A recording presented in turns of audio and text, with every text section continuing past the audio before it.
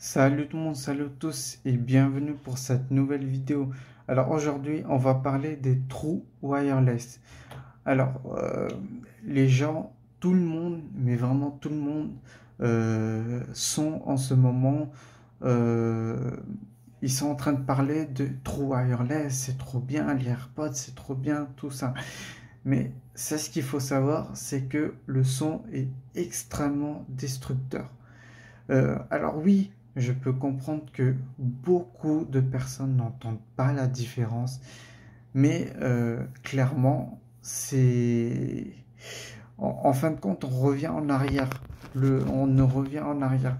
C'est comme si je vous disais, vous achetez un vélo électrique à 1000 euros et que vous échangez contre un BMX qui coûte 99 euros. Et ben c'est exactement la même chose avec les trous wireless. Vous échangez contre quelque chose de moins bien. Alors ça, il faut la savoir. Ça, c'est la première chose. La deuxième chose, c'est vous voulez revendre plus tard. Pensez à plus tard. Vous vouliez revendre vos écouteurs. Qui va vous les acheter une fois que vous les avez mis dans vos oreilles? Voilà, c'est ces questions-là que je suis en train de me poser. Comment se fait-il que les constructeurs n'aient pas pensé à ça, à la revente, car ça fait de la pollution. Après, vous ne saurez plus quoi en faire, à moins que vous avez des très bons amis qui vous rachètent vos écouteurs à 90 euros. Rien que les AirPods, ça vaut dans les 179 euros. C'est très cher et après, vous pouvez même pas les revendre.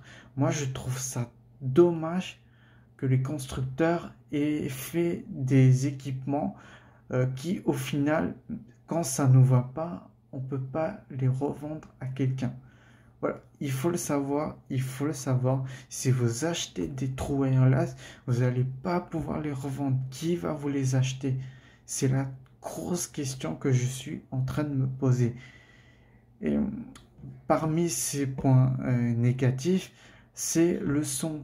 Le son, bon, par exemple, là, sur les buds, il manque de la dynamique. Il manque beaucoup de dynamique. Il n'y a pas assez de dynamique. Il n'y a pas assez de profondeur. Pas assez de dynamique. Pas assez de profondeur. Pas assez de détails dans le son. C'est pas assez détaillé. Euh, les écouteurs ne rentrent pas bien dans mes oreilles. C'est extrêmement désagréable à utiliser. Donc voilà. Donc là, ça me va pas. Et voilà. Euh, alors, maintenant, je vais vous expliquer. Alors, le but de cette vidéo, qu'on soit clair, ce n'est clairement pas pour vous inciter à ne pas acheter des écouteurs true wireless. Vous êtes libre de faire ce que vous voulez. Vous faites ce que vous voulez. Mais je dis juste que c'est qu'on revient en arrière, que c'est comme si vous échangez, par exemple, un PC, on va dire un PC Omen qui coûte dans les 1700 euros. Vous échangez contre un PC à 100 euros. On va dire à 500 euros. Donc vous voyez, c'est exactement ce que vous êtes en train de faire. Vous achetez, euh, vous achetez pas un PC Omen à 1700 euros, mais vous achetez un PC à 500 euros. Donc voilà. Après, libre à vous de faire ce que vous voulez. Mais moi, je tenais à vous dire ça. Alors, Pepe Garcia a fait une vidéo vraiment détaillée parce que lui aussi, ça lui tient à cœur. Et c'est vraiment dommage que les constructeurs ne vous disent pas ça. Ils vous le diront jamais. De toute façon, ils vous le diront jamais. Alors, l'exemple que j'ai donné, c'est pour le son, hein. C'est vraiment pour le son. Vous ne pouvez pas aller plus loin avec ce genre d'écouteurs. Alors, les Sony WF, c'est possible d'aller plus loin avec le LDAC. Mais encore une fois, c'est du lossy, il y a du perte. De toute façon, tant qu'on utilisera la technologie Bluetooth, ça sera destructeur. Et tant que les gens continueront à acheter ce genre de ces genres d'écouteurs et qu'il n'y aura pas de demande d'augmentation de qualité, après je ne sais pas. Le seul constructeur qui peut faire bouger ça, c'est Apple. Apple, ils peuvent se dire dans la conférence de septembre que voilà, nous on veut nous on veut sortir des écouteurs et un iPhone compatible au ALAC par exemple. Et comme ça sera compatible au ALAC et déjà ça sera beaucoup moins destructeur qu'auparavant et déjà ça sera beaucoup mieux. Et bon, après il n'y a que Apple qui pourrait changer ça. Mais bon, je me doute, me doute, je m'en doute qu'ils le feront sans payer quelque chose en plus, évidemment. Alors maintenant, je veux vous montrer à quoi ça ressemble le son. Nous, comment est-ce qu'on le comprend?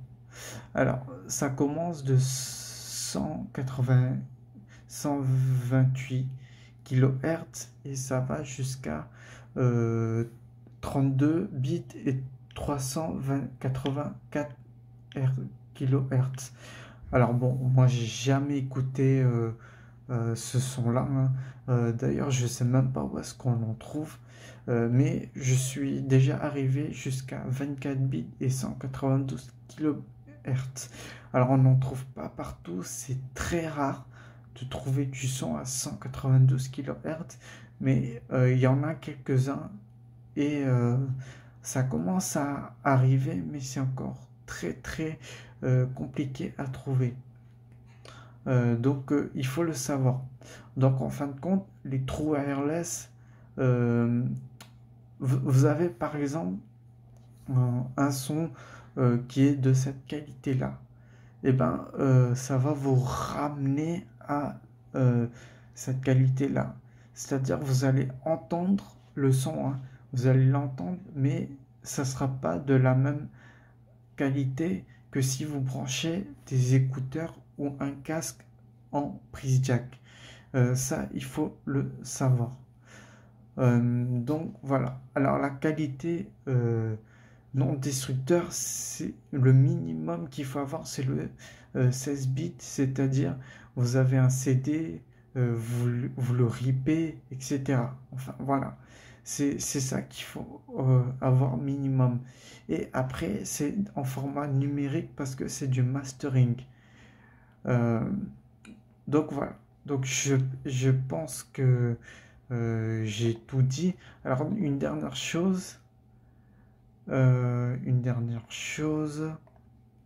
alors je vais vous expliquer les différents codecs. Alors vous avez le SBC, le AAC qui n'est pas présent sur cet appareil, le aptX, aptX Lossly et le aptX HD. L'aptX HD est censé récupérer le signal ARS. Mais encore une fois, c'est très compliqué de récupérer du son ARS avec du Bluetooth. Donc, il faut le savoir. Donc, bon, maintenant, bon, je vais m'arrêter là. J'espère que cette vidéo vous aura plu, que vous aurez compris, enfin appris quelque chose en tout cas. Alors, juste avant de nous quitter, ce qu'il faut savoir, c'est que vous n'êtes pas obligé d'écouter mes conseils. C'est pas obligatoire. Vous pouvez acheter, vous faites ce que vous voulez. De toute façon, vous faites ce que vous voulez.